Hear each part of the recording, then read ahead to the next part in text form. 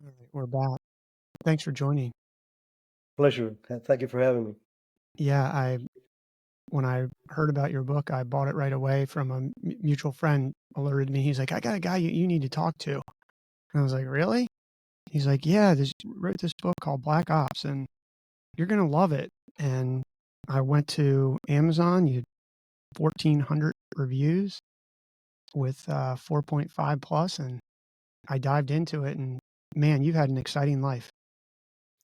Well, it sure hasn't been boring. It's definitely been blessed. So, I couldn't help but think, Rick, as I was reading it, and this may sound very civilian to you, but I am a big fan of that movie American Made and can't help to think that you didn't run into Barry Seal in Latin America.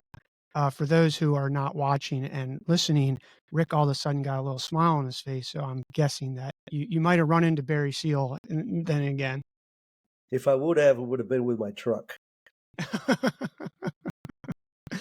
Yeah, he seemed like a little bit of a renegade. He probably, I mean, based on what your book is and what you were doing, sounded like he could have put a wrench into some of the more planned ops that you were doing. Without a doubt. I mean, this is a recurring theme. We don't recruit just Boy Scouts. So sometimes for if you want to get into counterterrorism, you have to either deal with law enforcement and intelligence services that have access to those and can facilitate access because we don't work in the United States. We work overseas, right? So a lot of times our liaison counterparts are crucial. But we cannot deal with the diplomatic circuit like we did, in the 70s, 80s, even in the early 90s. Primarily, most of the business now is done with people that you have to be able to control. You have to be able to vet, make sure that they're giving you the right stuff. But the same way that we've had some agents in the FBI, agents in the and case officers from the agency go rogue, you can imagine how easy it is for an asset to go above and beyond what he's reporting. I think sometimes when you are living one life and all of a sudden are actually brought into this other world that you didn't know exists, it can be not only shocking, but tempting when you don't really understand what's completely happening and you think it's sort of a game. Yeah, I think in my case it was a little bit of that because I was recruited right off the military reserves, and I was sent directly into the Nicaraguan Honduran border to work those camps. And for the first 14 months of that period, I was flying solo there. There was no other agency officers allowed in the camps. So all the training and all the intel exchange, everything from headspace and timing on a 50 cal to using in one-time pads, whatever it was, I was their guy. But I did not know the rules of engagement. I did not know what a recruitment was, how we handle any of that. Uh, but I will tell you that once you get out of the farm, once you go through the official training, there's no excuse for not understanding the craft and for also understanding and watching out for those pitfalls like American made kind of scenarios where you have somebody that goes above and beyond what you're asking them to do. Well, I have to admit to you, Rick, that I found it a little ironic and I chuckled to myself. For listeners, you got to buy the book. It's super exciting. And I was even more excited because I didn't see a lot of redacted stuff in the beginning. And then as I keep going down the book, as we get closer in time, I started to see like redacted chapters and things. I'm like, okay, well, at least we can talk about the 80s and the Contras and the Sandinistas, of which I had mentioned to you in an email, or I think the video, I forget, that I made. I have a little experience because I have a really good friend whose family is from Nicaragua, and uh, I was there in the 90s when the Sandinistas were making a comeback, so to speak. And it was a part of history that I wasn't that old in the 80s to understand it other than waiting in line for gas. So when I put it all together, but going back to your story, Rick, I found it funny because you come out of the military, you're in the Air Force, you're a PJ, you're trained in all of this stuff. They put you down there and you actually are wildly successful. I mean, you're doing covert ops, planning things to blow up bridges in denied areas, so to speak, and doing all this stuff. And then after you're air quotes successful, they're going to bring you back and train you. I probably would have leaned more into your tradecraft, which was coming from Cuba, surviving a revolution and being in a gunfight, I think at 14 or 15 years old, coming to America with nothing effectively, finding your way in an American system.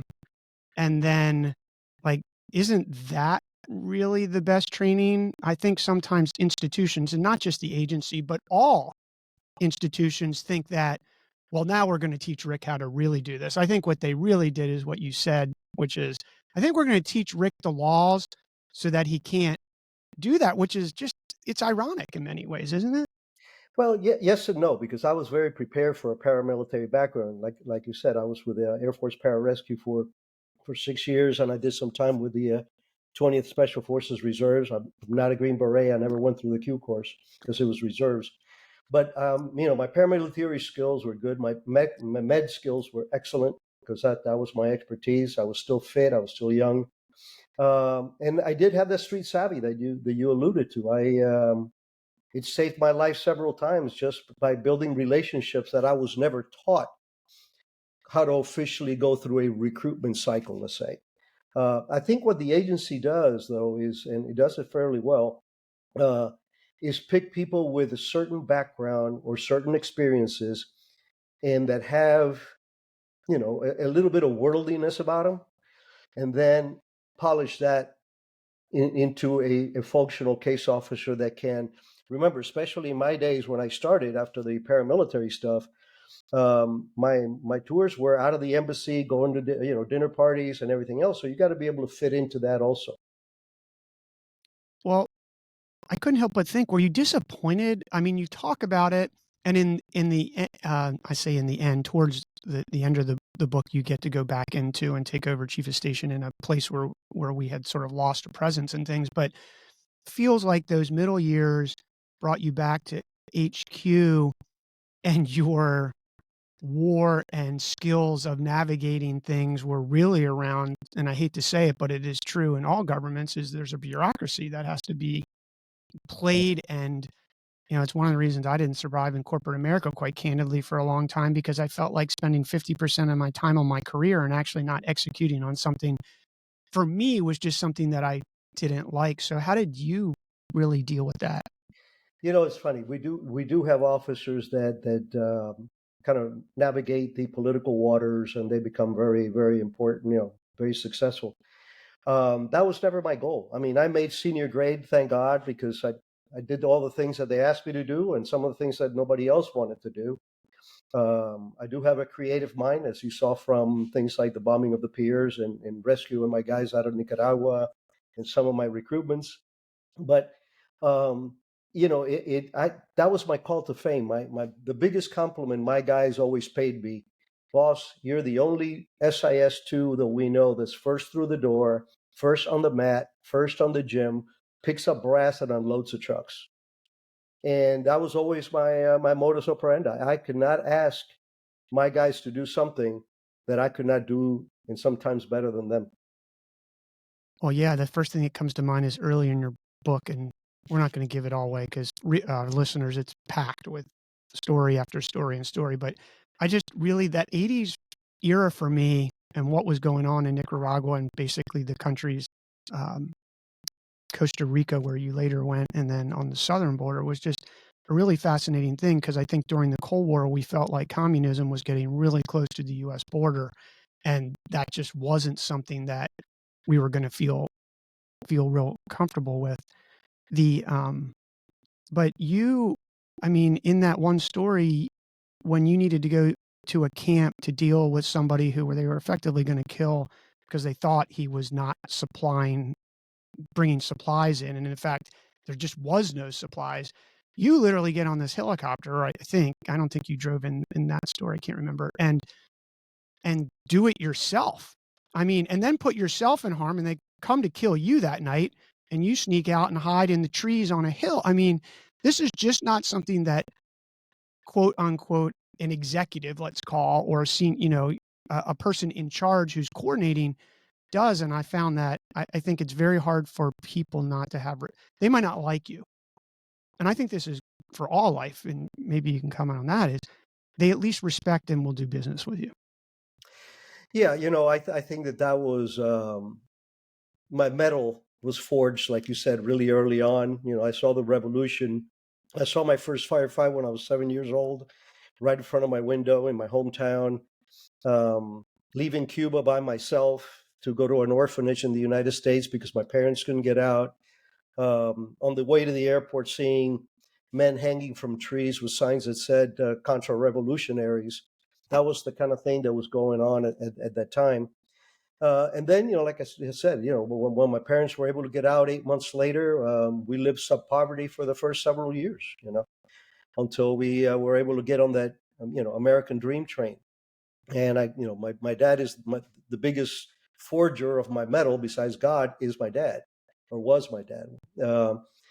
So I think that whole background was helped me. And I look back now, when you're operating and when you're working in a high-paced job, you don't have time for introspection.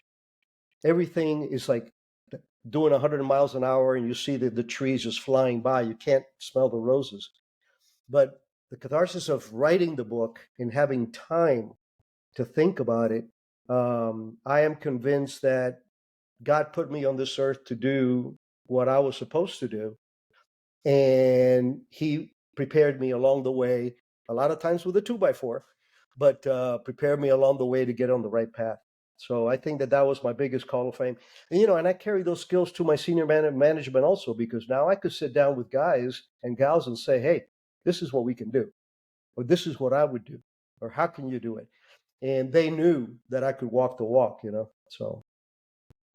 I have a question going back to your early days. Your family left Cuba, and like you said, you came over as an orphan. Your mom and dad sent you over early so they could get over, and they come over.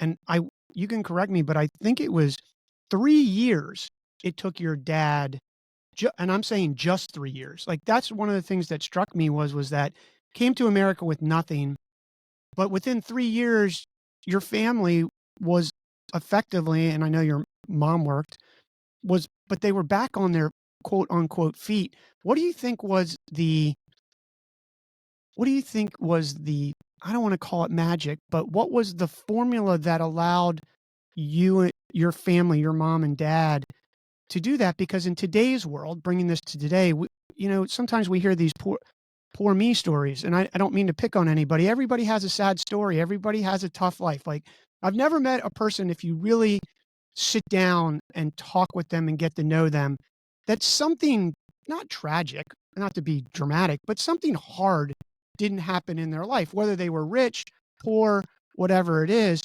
And your family comes over in 3 years, goes from effectively zero to a good American life.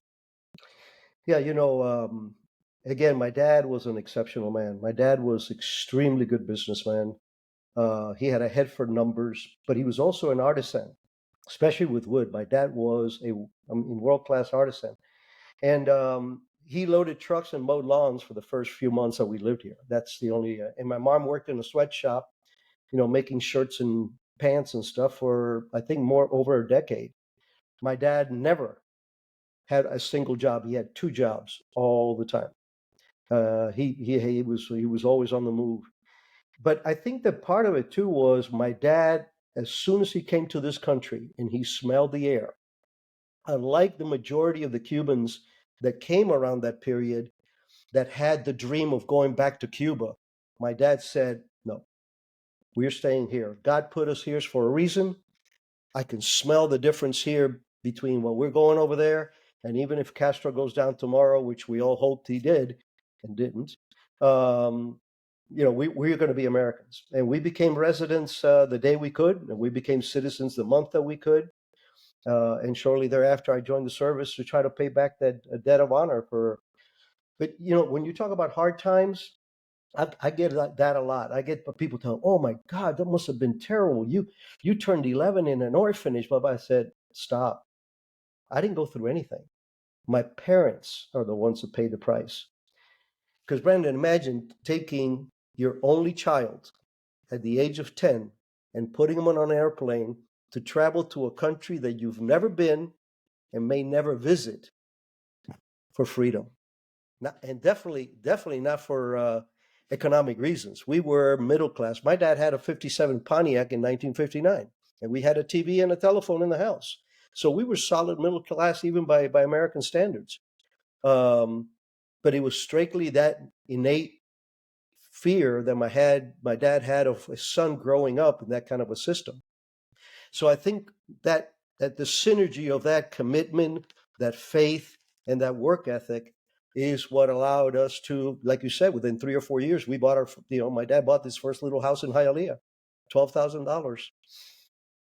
Yeah, it just struck me, and I was having a conversation with someone else the other day, Rick, and I was having lunch with somebody, and we're just talking about sort of success. We were actually talking about entrepreneurs, and what you find, or what my observation is when there's no safety net and no choice as it relates to some thing that you can fall back on, it's one of two choices. You're either going to choose to make it happen or choose to be a victim. And I hate to make it that binary, but it's amazing if you choose, I'm going to make it happen. It doesn't mean it's going to be easy, because it's not easy, but it does, you will find things in yourself that you didn't realize that you could do because of some, I don't know what to call it, Rick, some psychological scar, or you believe something that's actually not true, either because you've learned that through a behavior habit that just happened randomly and was reinforced, or someone told it to you that you believed, and all of a sudden you can do all this stuff. And I think that's what I think about when I think about your family, and even you coming and winding up in this orphanage. And you could have easily just gone a bad road. And I think in your middle years there in a middle school, you were, let's just say, weaving the line. Yeah, and I think you're absolutely right. But I also think, Brandon, that we're all wired in our particular way. I always had an adventurous spirit. My dad was a cowboy before he became a businessman. I had a horse before I had a bicycle. I shot guns with my dad even as a kid. I got a BB gun when I was 6 and survived. So my upbringing was one of it built confidence. And when my dad put me on that plane, his last words to me were, "I promise you, I will see you again." And that was my security blanket for that period. But yeah, when I got into early high school or high school period, um, this was the hippie years. Kids were starting to smoke dope. Well, I was in the martial arts and lifting weights. So the only guys that I really related to were not the peace-loving hippies, were the tough guys. Guys in the football team, the guys who didn't like the guys in the football team, the tough Cubans, the guys who were lifting weights in martial arts. It kept me away from drugs. But I mean, my biggest sins were we got in a bunch of fights because you had 3 or 4 cultures melding at the same time in Miami at that time. Miami's exploding in population. You have the racial tensions, you have the immigration tensions. So it all ends up, with a little bit of friction here or there. But I'm very proud of the fact that like you said, instead of feeling sorry for myself, I said, "Oh, I can do better than this." And that's my first step was going into the military. You, in your book, say that your parents were actually upset with you joining the military. And you a minute ago said that you did it for probably a lot of reasons. You obviously, when we're all younger, we make these decisions, but partially to pay back this gratitude for having freedom. What was the tension there between those two decisions? Because I think you made that decision, didn't even consult with your parents. You made it and then let them know that you were leaving for basic training. Yeah, my draft number was so high that my parents actually threw a party. They were so happy that their son was not. And put yourself in their shoes. They already lost me once. They already went through that trauma. But I did feel that I had a debt of honor to this country. Again, backed by my natural nature of being adventurous. I was an avid reader very early on. And I had a teacher in middle school, Robert Lee Krenz, who was infected me with the passion for reading. And so I read every James Bond novel. I read World War II OSS stuff. So to me, that kind of life and that kind of adventure is what I hungered for. But I think that, again, when the opportunities came up and the decisions that were made were that, I saw there was a particular incident in my Miami-Dade Junior College where the hippies were going to bring down the American flag and they were going to burn it. And they announced it. Tomorrow we're going to burn down the flag, take down the flag and burn it in protest of the Vietnam War. And I said to myself, no, you're not. I didn't have any friends in college. So I called some of my homies from high school, and 5 of us showed up. And let's just say that the hippies were not able to put the flag down. But and I can relive this really easy. I looked up in the sky and I saw that American flag waving in a blue sky. And I said, I finally felt good about using violence for the right reasons. 6 months later, I was in pararescue. Well, that'll do it. I think there's a lot to unpack there in what you said. I think one of the things that bringing it to our current state, and then we'll jump back, is that here a lot of times, we went through a crazy time with the Trump era and that movement and people being very emotional because they don't like him.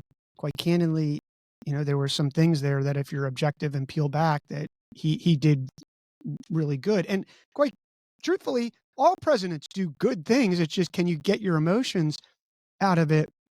But one of the things that I find troubling, and I can't figure out, Ric, if I'm not that old, but as you do get older, you're looking back 2 generations, so to speak, or at least one, and you're thinking, like, what are these people thinking? And I hear people saying, well, I don't like America. And, my first thing is get your ticket and leave. Like, you, just because you don't agree, and there's actually this whole thing going on Twitter now, right? Like this whole fight. If you don't like it, you can leave. But I would venture to say, I'm a little bit worldly to say that you're probably not going to find a place like America. And if your attitude is every time you don't agree or it doesn't go your way, you're going to quit, then, you need to take that money that you're going to buy a plane ticket and get a psychiatrist or psychologist, because your issues are deeper. Just because, and this whole sentiment, like, well, America's changing is change, but you don't degrade America. Like, it's given you the ability, not you, but the person, the exact ability to actually even express that. Absolutely. Look, I think that the biggest problem we have in this country is people don't know how good we have it. The average American has never been in really third world countries and spent any time there. When people go to Mexico, they're actually going on a cruise to Cancun. There's a big difference. So we don't have that. Even our businessmen, when they travel abroad, it's usually to the capital, stays in nice hotels, and they're there for 2 weeks. But having done as much travel as we have, I can guarantee you there's no greater country than this one. We're not perfect. We're made from people. But getting back to your point, which it's a pet peeve of mine, is this: if I don't like what I'm hearing, I'm going to either hit you or I'm going to stump my feet, pout, and walk out, and call you a racist or call you whatever the hell they want to call you. I think that those are all stem from the luxury of having only first world problems. For the average American, a big bad day is your Wi-Fi is down. If you go to a country where you don't have water, that you have to go to the river, or that even though you have faucets, they're not running because there's no electricity to pump the water out. When there's no medical help. I just had a very dear friend of mine, former colleague and Vietnam vet, As a matter of fact, he's in the book.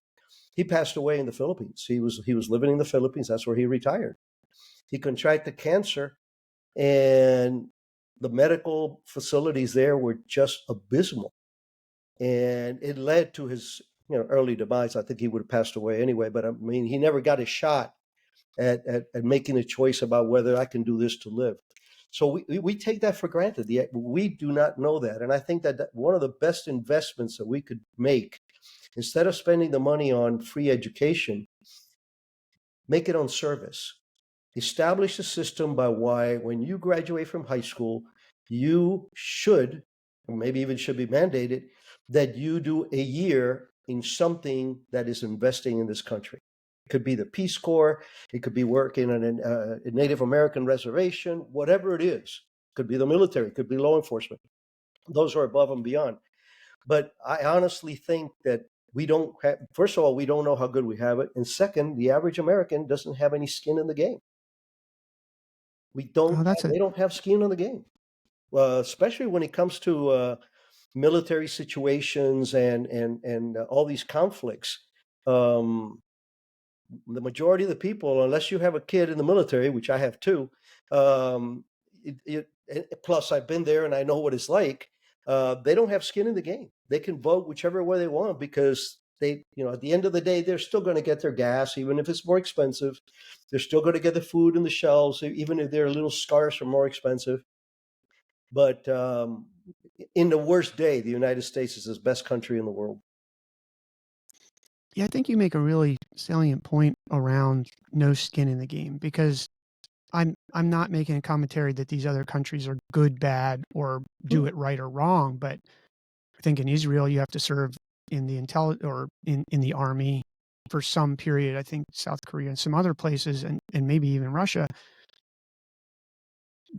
Whether what they do with that is a separate discussion, but what it does do is make everybody invested in the country and the culture, and at least understand. You still don't have to agree with everything, but at least you have more insight versus this. I hate to say easy path, but a path that you learn things about these other things like world politics, government, and these other things through third and fourth parties. And there's just, we all know if I tell you something and you tell our friend Marty, I'm not saying it's going to get watered down, but you're not going to deliver it in the exact same form that it came from me. And then you multiply that and you get a bad result, I think. Well, without a doubt, I think that all generations are different. Let's face it. We got the great generation of World War II. Well, you know what? I've worked with our military for decades, and I taught at Fort Bragg for 7 years until 2 years ago. And I will tell you, this country will never have a shortage of warriors. The ethos of it's a volunteer army, it's a volunteer military, and you have guys and gals in there that 3, 4, 5 tours in the sandbox, and they're going like, I'm going back tomorrow. Hey, I'm going back tomorrow. So I think that it is a harder path, but for the average person, again, because they are going to eat, sleep, and do everything, no matter what they do in this country. Even if you're on food stamps, go out, take a survey of how many countries in the world have food stamps for people that are below the poverty line. Very few do. So it is a default of the comfort that we live that these people, that many people, take that attitude of, no, this country is terrible, blah blah blah. How many times have you seen, when it happened with Trump and it happened with Bush and it's happened with others, where people go, celebrities now too, I am leaving the United States if so and so wins? Not a single one of them did. Why? Because even if they tried it, they'd be coming back. So yeah, we're spoiled. Yeah, it finds it easy. I have to say that my wife's had a big influence on me. Was originally an East Coast kid who grew up on a farm and went to a elementary school with I think it may have been only 15 kids, right? Through 6th grade, and I lived in the country and wasn't, my understanding of communism and all of these things, which was different in the late 80s, was very different than really, I think, what the reality is. But my wife's family is from South America. She was born in the United States, but I would sometimes, taxes are, I don't want to say are pet peeve for me, but the keeping the money that I earn is definitely on the forefront of my discussion. I want to save the planet, and everything like that. So this isn't a party thing, because I don't have a part.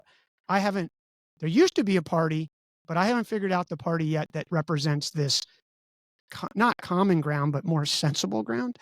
Is she would say to me, well, Brandon, and we visited these countries like Ecuador and some of the Latin America, but she's from South America, and we would visit these places. And for me as a kid, who, California was another country for me, really, honestly, as an East Coaster. And she would say to me, Brandon, well, and when we met 27 years ago, she was a social worker, in a Maryland social worker doing child enforcement of all things, which is just it's an ugly business, because you see an ugly side of humans. And she's like, well, do you remember when we were driving to the airport and you had that little kid who was basically selling things that was literally his money for his family? Like, do you want that in America? And I'm not, my answer was, well, no, of course we don't. And then her comment is, well, if you don't want that, then we've got to come up with, you got to pay something. My point is just that exposure of having that changed my philosophy. It doesn't mean that I'm swung to the left and am saying that we should live in a socialist society, because that just will never work. But I think, going back to your point of having something in it and having some exposure, because not everybody gets to have, not everybody meets a West Coast girl on the East Coast and whose family is from South America, and you literally touch down in Quito and are not in, I don't want to say I was in shock, but you're definitely seeing a new perspective as it relates. And then I used to fish everywhere, and Latin America and all these other places, even the Bahamas in some cases, the Caribbean, you look at yourself and you see that flag in those countries, either at an embassy or something, or out flying on a boat. And it's just like, yeah, that's, we are really different. So I sort of elaborated on your point, but I just think it's important for anybody listening and for people to get perspective. Yeah, I think that the biggest thing we need to do is find common ground and focus on the welfare of our families and the welfare of our country for the long run. This name calling and this divisiveness that everybody's playing and putting on the table. I mean, I know politics has always been dirty, and that's why I never contemplated or would. But it is time. The leadership that we need is a leader that's going to coalesce this country, be able to work in tandem with other parties, and truly have our best interest in mind, not some personal pet peeves or whatever. So I feel like we've lost critical thinking. Somebody was talking to me, actually, he was on a podcast. We were offline, and he started to say something about we need to change the Constitution and all this sort of stuff. And I said, well, I'm certainly open to the discussion, as long as you can get 200 people together that were as smart as the founding fathers, who are willing to be critical thinkers, disagree. And you can disagree and fight to the bone, but not kill each other, not cancel one another, but allow that. I'm not saying not trying to win the argument, but allow it to persist in a non-dirty way, so that you can at least win on fair ground on the merit of your argument. And I said, as soon as you can get 200 people together in the world again like that, who can do that, I'm open for it, but I haven't seen it. No, and you're absolutely right. I mean, I remember when I was in school, the big deal for the real smart kids was to be in the debate team. That was the art of debating, being able to make your case in a civilized manner, and winning was when people concede or people go, yes, that does make sense. So it all ties together, Brandon. I think that it is the divisiveness that's going on, uh, the comforts that we live in that we don't appreciate. Like I said, first world problems. That can make a perfect storm. And the problem is that if you go too far right or too far left, it's very hard to come back to what we consider the middle. And I think that that's the problem with it. And you touched on it. Our country's polarized, and everybody thinks that everybody's either a left winger or a right winger. And I personally believe that the majority of the Americans are middle.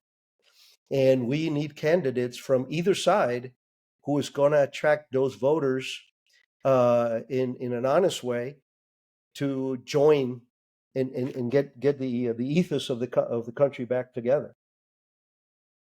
I think this is a good conversation, and I'm grateful for you engaging it. I want to jump back to your book, Black Ops, and ask you, when I first saw the book, I cringed a little bit because I was like, how's this guy actually, like, this guy's a covert agent writing about the CIA, which the CIA has been and you say this, and I think it's one of the reasons, so it's been misunderstood.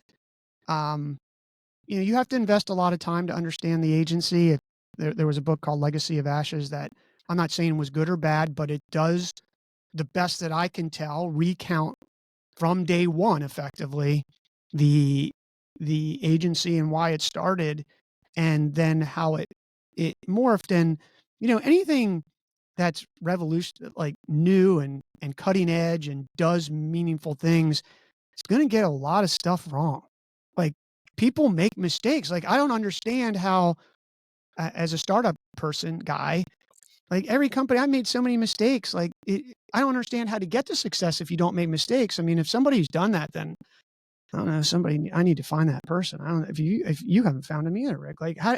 So the agency is misunderstood, but what compelled you in your life to say, I got to write a book about this? And I don't think you were correcting the record. You were really recounting your history, but also there's some points in the book that I don't want to take, you take the shine off of it, but it's not all James Bond. And you explain that, and you sort of explain what it is in there. So going back to the real question is, what compelled you to write the book? You know, I always wanted to be jumping out of airplanes and doing this, that, and the other. And I always wanted to be, as a kid, I wanted to be James Bond like. And I'm still waiting for my Aston Martin. But, you know, for me, being an author was the furthest thing from my mind. Most, even more so a best-selling author. It just blows my mind. But I did it for reasons that are really, really personal and that I'm very proud of.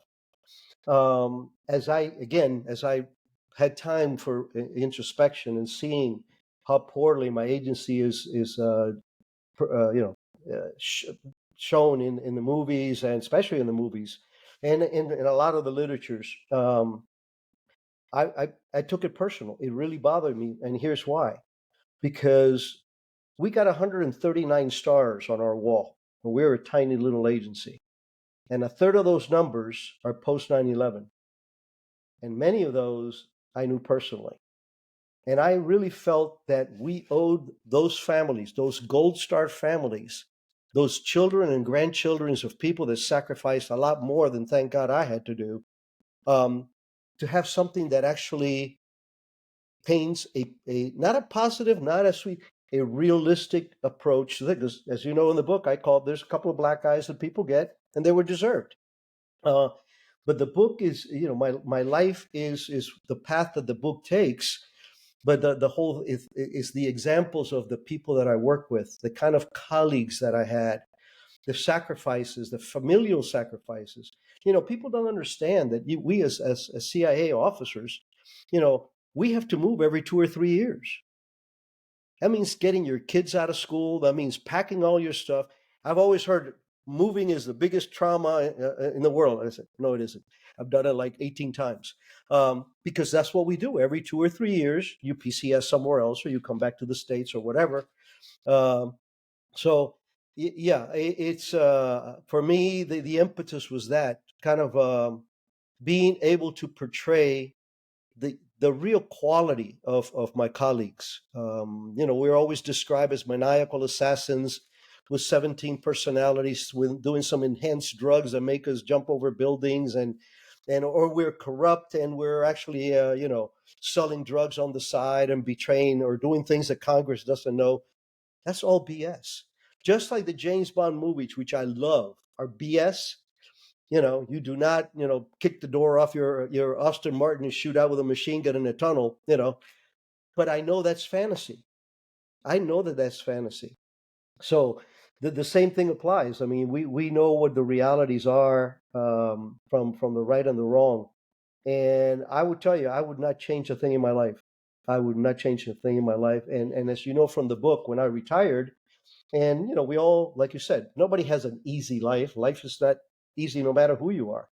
But the end of my career was less than tasteful for me because I had proposed some really good programs that were even briefed to Vice President Dick Cheney and Condoleezza Rice, and I was pleasantly surprised that they let me talk about that. They let me talk about the concept of my plans. But they didn't let me. The blacked out stuff you were referring to was what we were able to do. But the fact that I put that group together with pick of the litter kind of officers, and then to be shelved because they did not want to take the risk of doing what we needed to do to keep this country safe, even though my bosses had agreed that this is something we wanted to have on the bookshelf and implement whenever possible. So, that when I left, that I had a lot of, to reconcile in my own mind, because after 24 and a half years in a particular alma mater, you just can't flush it all down the toilet. And I've seen people to do that. I've had colleagues who had great careers, and then, at the last 2 or 3 years, they were passed over for that chief of whatever that they wanted to be, and all they do is complain about the fact that that this went wrong or that I didn't get this, and they flush all the good stuff down. I would not allow that to happen, and I made it a conscious effort to focus on those positive things, whether it was people, operations, purposes that I had, and that's the badge of honor that I wear. Did you get pushback when you proposed? Because for listeners who may not know this, you can't just write the book. You can't retire from a place like this and write the book and decide that you're going to publish it. It actually has to be cleared. Yeah. Was there pushback in the actual agency and then separately or together from your surrounding colleagues and friends of the community? You're absolutely right. We have to go through the production review board, which not only looks at what you wrote, but they take each section and send it to the current chief of the Koreas or counterterrorism, for sanity check to make sure that you're not spilling, sources and what we call sources and methods, country secrets. I think that I had a couple of advantages. The first one was the biggest one, that I had a really well written cover letter for the book, the purpose of the book. I am very proud of myself that I can look in the mirror and I know better than anybody else why I wrote that book. And it wasn't to tell Ric Prado's story. I don't need that. And I mentioned that, my goal is to lift that veil enough to show people what the agency really does, our successes, and most importantly, the quality of people that we have. So I think that had something to do with it. The second thing actually addresses both of your questions, is my colleagues. For example, in those programs that I mentioned at the end, my 3 ops officers including my deputy, all retired as SIS 5s and SIS 4s, which is 4-star general kind of stuff in equivalent. And so I had pick of the litter. So when the book was going through, all these three guys were chief of this, chief of that, chief of that, and they know who Ric Prado is. They knew why Ric Prado was writing the book. And I think that internal support, I had one particular friend that would send his lawyer, because like I said, he's an SIS 5. He would send his lawyer to check on the PRB and go, hey, the boss wants to see, because he's in the book. He wants to, when is he going to be able to read the transcript? And they would take it from the bottom of the pile and put it on top. It still took 6 months. But I think that the number one thing is that if they are honestly there to protect the agency, protecting the agency also is not only making sure the secrets don't come out, and that's very important. Protecting the agency is saving our reputation and presenting what we can. And I think that this is, I've seen a couple of this current administration of the agency. I do not know the DCI, but he's done a couple of comments at least on wanting to open up a little bit more, tell the stories that can be told, so people can contrast that with what's out there in Hollywood. There's a movie called 12 Strong, which is about the Green Beret guys that went into Afghanistan. And I went to see that movie with two colleagues. When I walked, I couldn't speak. I was so angry because I worked with the special operations community for most of my life. I love those guys. They did the Green Berets came out really well, and they deserved every single accolade that they received. And everything in that book is true, except the total exclusion of anything that the agency did. And my point to clarify that is, when that Green Beret team helicopter into Afghanistan, it was my guys on the ground vectoring that helicopter in. And for every adventure that these guys suffered, there was a CIA counterpart tied to their hip. And that is not even mentioned in the agency. I had one of my good friends, my former DDO, Jose Rodriguez. He actually wrote a couple of the generals and said, how dare you? Well, what came back later, I found out, was the agency did not want to participate. When they came to the Green Berets, of course, hell yeah, we'll take the movie. They went to our elite pilots, the Task Force 160th, and of course they said, you pay for the fuel, we'll even pay for the pilots, because this is showtime. The agency said, no, we don't care to mention, even though there's books out there that are cleared by the agency that go into great detail about what that epoch was all about. We lost Mike Spann out there. We lost other people subsequently to that.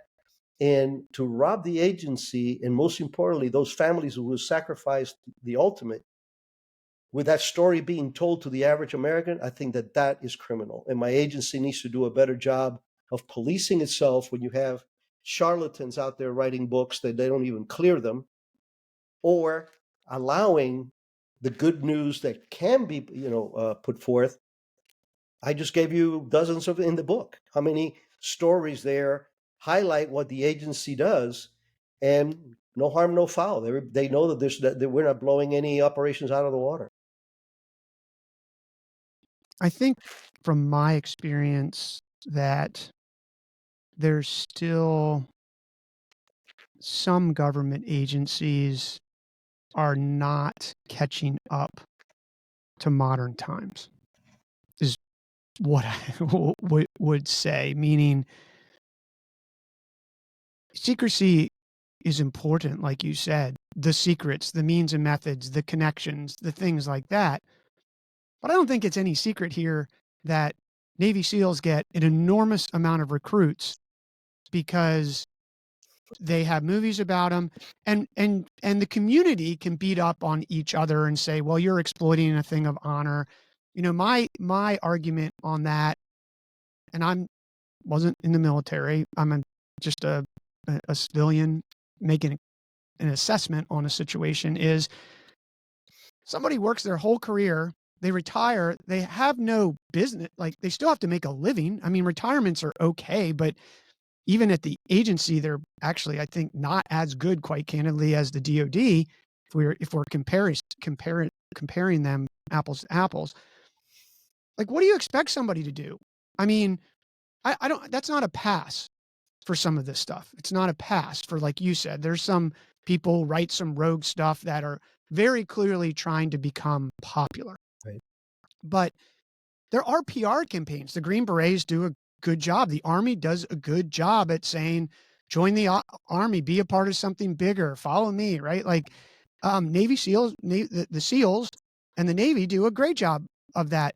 The agency, and I think I'm watching and saying, well, now the CIA has a podcast, you know, but one of the things, Rick, that I experienced is sometimes the government comes into, let's call it the civilian world, and believes that they're going to play by their rules. And my advice has always been, you need to play by the rules of the current environment. We go into other countries, we understand we need to assimilate, we need to adapt, we're not going to just change a country.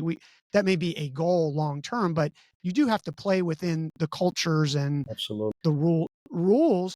But then when we do it to our own people, we've decided that we're just going to play by our own rules and don't do that. And I'm always like, take what you were trained to do and apply it here. And I think, to your point, there's some level of the shadows and all of that really being important. There's another thing that I wonder, Rick, if you don't do what you've explained and at least show some inklings to say, hey, the Green Berets were here, but there was also these support. I don't mean support it's a very positive way that I'm portraying it. There's other operators on the ground who aren't DOD who were supporting this and making this happen, and at least give some glimpse. Then I wonder, Rick, who the hell wants to join the thing? Like, Exactly. I mean, let's just be honest. If we rewind the tape a little bit to when we were all 16, 17, 18, 19, 20 at a time, when you think about joining these things, you're impressionable. I mean, somebody shows up in a dark alley and knocks on the shoulder, "Hey, Rick, you can go do this." People are like, "Well, what's the story? Like, what can I be?" It's not a bad thing. So I wonder, like, do you ultimately hurt your recruiting? You absolutely choke it, and it's amazing. You touched on the popularity of the Navy SEALs. I'll preface everything by saying that, first of all, my best friend in the world is a former Force Master Chief SEALs, and that pararescue and SEALs always had a great relationship because we go through the same scuba school, so we had that fraternity. But they've gained a fame that they've earned. But here's an example to buttress what you just said. When the Navy SEALs shot Osama bin Laden in the face, that program was an agency program. I'm a plank owner of that program. I was deputy chief of station of the Alex station, the Ladin Task Force. And it's that same entity that started out with 8 or 9 people that eventually tracked down bin Laden and continues to track people down. There's, even by the president of the United States, that wasn't voiced. It was, we signed this, our SEALs shot him in the face. Great, that's what they do better than anybody else. But it was the CIA, after years of sleuth hound work and covert actions and recruitments, that were able to pinpoint them. And further adding insult to injury, those SEALs were under the agency's command because only the agency has Title 50 authorities. The military can do anything they want in the world as long as it's a military theater under their, the Title 10 authorities. But the Title 10, agency is right? the only one that has that authority to, based on the president's signature. There's a big process of oversight. This is not something you just pull out of your drawer, but we do have that Title 50 authorities. So that's what they were working under when bin Laden was done away with. Well, I think the irony of the government, of all government, not picking on the agency, this is just as it, and I want to say this before I say this, because I learned this. I used to be really angry, Rick, that just as an American, proud American, that our government used to be at the forefront. Silicon Valley was funded effectively and founded by U.S. government Contract. technology, and in the seeking of that, and funded by it. And what happened is the Valley just I mean, they did a good job of starting something, and the Valley just kept iterating, and took it to this whole new level, and basically outpaced effectively the government. But I heard a talk. I'm going to forget his name, but you'll remember. He was in charge of the NSA. He was a Navy admiral. I think he was in charge of CIA once too. Forget his name. Anyway, I heard him speak, closed event, and there was an audience member. It was a Q&A, and they said something, and this was a Silicon Valley crowd. They're like, "You're not moving fast enough. Like, you guys, we're going to get our ass kicked, for no other better way to say this, if you guys don't," and not guys, as you people do not fix this process that you have. And he was really calm, and he said, "I think you're right. However, remember that the government in many ways is designed to not move fast, because when we change power every 4 years, 2 years, whatever the cycle, I mean, and we're in a 2-year cycle where the house is probably going to flip, right? And you don't want your government to actually change like it does in a country like Nicaragua, where the Sandinista Ortega gets in there, and all of a sudden you just went from a democratic process in an instant to a communist regime, and everything changes overnight." So it was a point that I've never forgotten, that doesn't make me feel better, but it does temper my enthusiasm and my vocal, whatever you want to call it, saying like, get your asses in gear, because there's some balance. And I think we probably are a little bit slower than we're on the slow side right now. We're starting to get our butt kicked, and we're starting to say we probably need to change some things. But in many ways, I think it's important for people to think about that we don't want our government to change that fast. I mean, I don't want to be in a country like Venezuela, Nicaragua, we go down the list here, Iraq, Cuba, Cuba, that just in an instant changes. It's General Hayden is who you were referring to. He was Yes, actually yes. Air Thank Force, you. Thank you. actually an Air Force general. Oh, Went to the NSA, he's going to kill and me. I he got was that our wrong. director of the agency. Also, I met him once only, but that's who you were referring to. And again, part of it is people will never know how innovative, even with technology, the agency is, because we can't tell anybody about that. All right. We had, and I lived it. I lived it at the period where everything in the agency, all the technology that we'd use for bugging, for covert communications was in-house, was done in-house. We couldn't keep up with the private sector. We evolved. We started clearing private sector's individuals and started outsourcing these programs. And all of a sudden, we entered the 20th and subsequently the 21st century.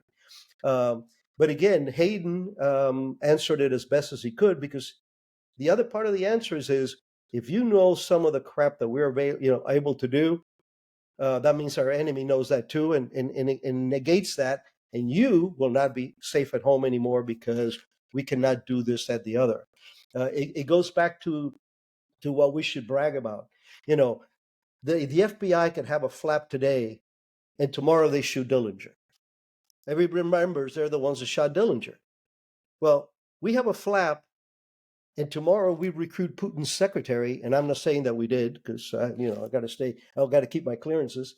But tomorrow we recruit Putin's secretary, and we can't tell anybody, because that would terminate that capability to exploit that. So it's the same thing with our technology. I look at all this GPS stuff that we're so dependent on now. I remember the first GPS that was being messed around, that the agency was already in contrast and in contact with the private sector developing these things. Google Earth, all that stuff I saw early on, It looked like it was done with crayons, but all these 3D things of cities and towns that eventually became what is now an incredible capability. But yeah, there's a lot of good technology out there. There's a lot of good news out there. I cannot cover it all in the book, but I did my best to kind of, hopefully the end intent for me was where little Johnny would go to mom and dad and say, Mom, Dad, I want to be a CIA operations officer, and they don't take him to therapy. I wanted them to say the same thing if he said, I want to be a doctor, I want to be a lawyer, I want to be whatever. So I'm very, very proud of that. And that is, and I will tell you, as a closing comment from my end, the biggest compliments that I have gotten on the book comes from my colleagues.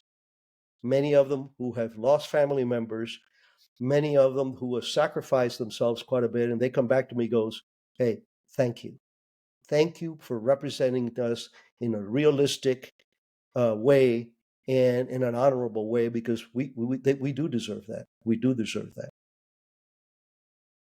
I think you did a great job with the book. I'm going to take advantage of this opportunity with you and for our listeners to ask you for 3 high percentage tips.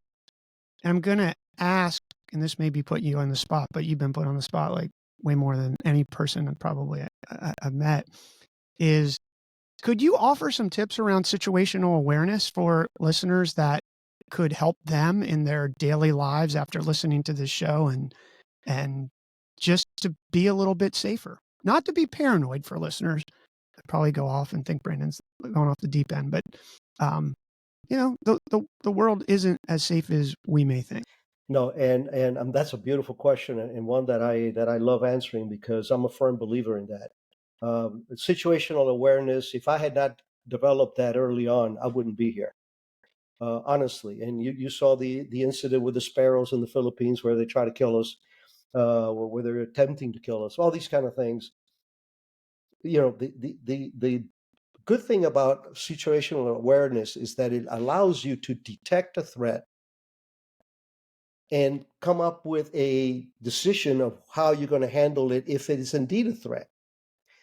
And I think the best way of explaining this concept, it was done by Colonel Cooper, who was a former Marine, started the first really gunfighting school that the United States had. I've been to it. And he had the colors, the Cooper colors. And the Cooper colors were states of awareness that you should live in. And he would say, white, you should be in white only when you're making love to your spouse. You should live in yellow. Yellow doesn't mean that you are looking around with your hand on your gun all the time. No, it means that you're aware of what's going on. When you get out of the car, when you go out of the store and you go into your car, you have your keys in your hand. And if you're a carry person, you carry, and if at least head on a swivel. And then if you see a threat, which is, there's a couple of accounts in the book about that. When you see what you perceive as a threat, you go, well, if this turns out to be this, I am going to do that. And you do that in orange. Orange is where you in yellow notice something, and now you elevate your awareness to orange, which means I need to address this one way or the other.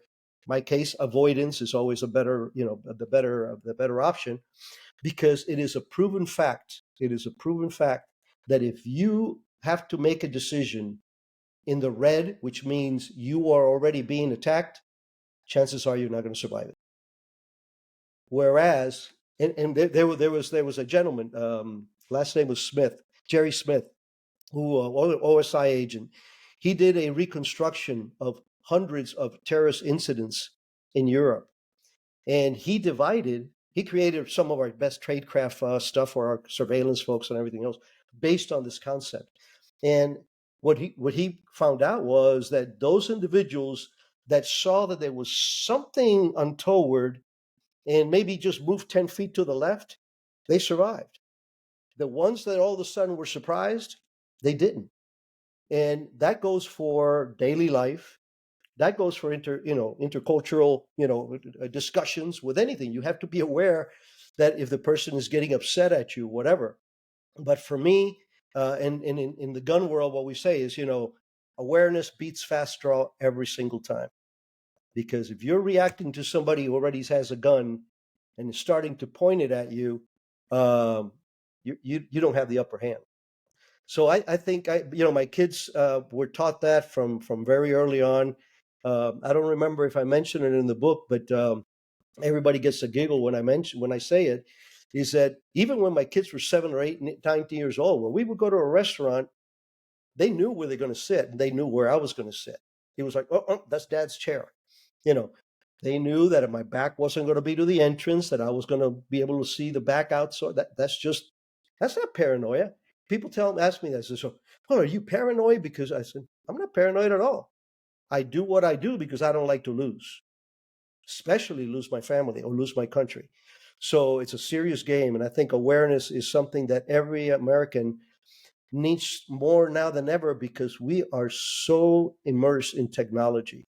I watch people at traffic lights and they're texting, and I see them get out of their car in whatever neighborhood, and what are they doing? They're answering their phone or they're texting. Totally, they bump. I've been in New York where see people actually hit a telephone pole because they had their head down and their phone was in their face. It's a true story.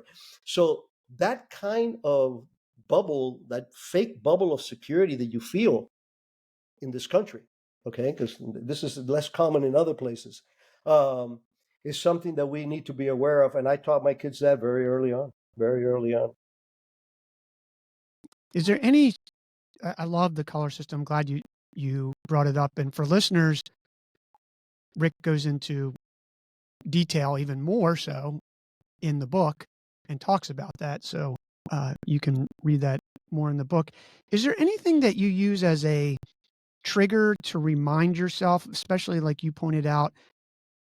I mean, today is, I hate to say it, is such a target rich environment. Sometimes I just look around when I'm in a restaurant, an airport, or I mean, to be honest with you, you can go to the supermarket and see this. And they're just walking around like this. And if you were a bad person, this is not hard. Like it's just not hard anymore because, like you said, people actually feel secure by scrolling through TikTok or Instagram on their phone in an environment that could be ready to have a riot, and they have no situational awareness. So, do you have anything, a trigger or something that you taught your kids to remember that in a moment? Because really, you're always living in yellow, other than in your house. Even even then, I'll be honest, I'm not. You should be in white when you're like in bed with your partner or whatever. But even then, I'm still a little bit paranoid. I'm not paranoid. I'm just Sure. like, what was that noise? Like what? Absolutely. Because Absolutely. somebody's watching you, that could happen. So, do you have any tips like that? Well, it's I don't know that I can come up with a trigger. I think it's more of a discipline issue. It's making up your mind, recognizing that there are threats out there. I've had people tell me, what do you carry? Why do you always carry a concealed weapon? I said, I don't like to lose, and I'm old. I'm not going to get in a fist fight anymore. I'm going to defend my family. I'm going to defend my home. So it's not a matter of paranoia. It's just I don't like to lose. Um, but for the average person out there, uh, first thing they have to do is recognize that this is a high environment of threat.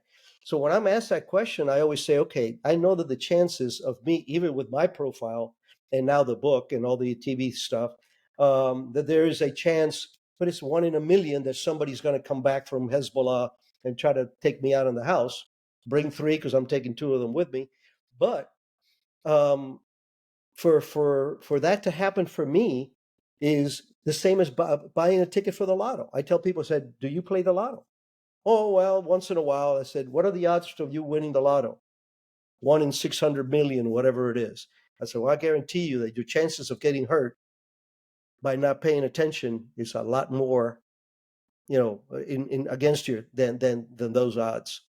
And so I think it's a matter of a conscious reality saying, and again, this is where parents and its schools should be teaching the kids also, that whole concept of, look, this the world is the world, and if you look like food, the predators are going to get you. They did a study in the 70s where they took all these convicted felons that were known for violent crimes like robberies and that kind of stuff, and assaults. And they ran civilians through the screen, and they were to put down who they would target. So you would see a little old lady with her purse like this. Nobody ever picked her.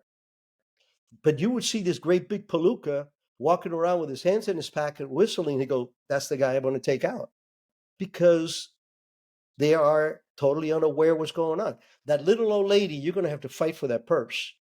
This guy is going to be on the ground before he even knows it, because you're there in their turn. So it is a reality out there, folks, and it's a lot worse odds than playing the lotto. Well, I'm so grateful for you sharing everything today, Ric. I think I could talk to you for probably all afternoon, but you probably have some things to do. Where can listeners find your book? Where's the best place for them to buy it? Yeah, well, my website not only talks about the book and the background, but it has at the bottom all the links to Barnes and Noble, Amazon, and Warwick's, and several other outlets out there that they can order the book from. And that's www.ricprado.com. Ric with no K, so it's RICPrado.com. And you click on that, you'll find a little bit more about me. You'll see a little bit about the book. And then when you scroll down, you will see all the options for purchasing the book. We'll put that in the show notes, listeners. You can click on that. And I recommend the book. I have no interest other than it's a really good book, and I've been glued to it. I listen to it on audio just so that I can move around, and Ric does a little intro there in the beginning himself, and it's well read from there. Ric, thank you so much for taking time out of your day to share all these thoughts. It's really been fun. Thank you very much. I appreciate your gesture and your support. Bye, everyone.